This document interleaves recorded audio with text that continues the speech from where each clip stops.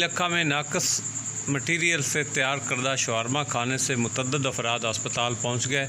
मरीज़ों को ट्रीटमेंट दिया जा रहा है। अक्सर मरीज़ों को मेरे ना फैमिली के सारे अफराद जो हैं, मैं भी, मेरी मिसिज़ भी, मेरे दोनों बच्चे जो हैं वो 3 दिन से जो है वो डायरिया और कोलरा में मुब्तला हैं।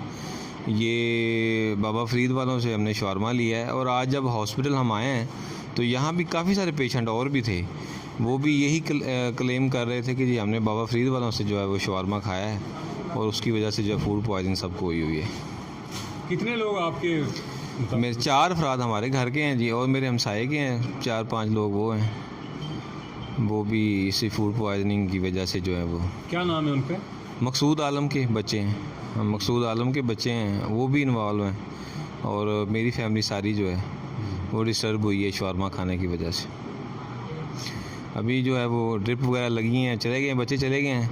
मेरा बुखार नहीं उतर रहा था तो बुखार उतरा है तो अभी जो है ड्रिप मेरी ख़त्म हुई है। हाँ जी।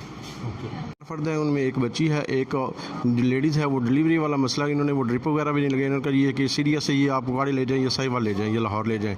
तो हम काफ़ी परेशान हैं। ये बाबा फरीद वालों से हमने शवारमे खाए हैं बच्चों ने और इसकी वजह से ये सारा मामला बना है।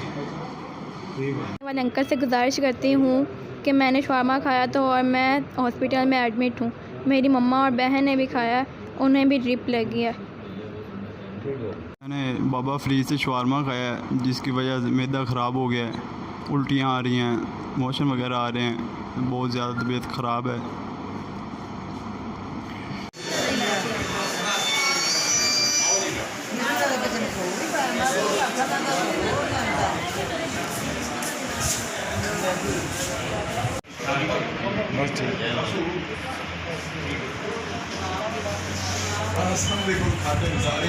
बेहतर जानना है इन्होंने बेहतर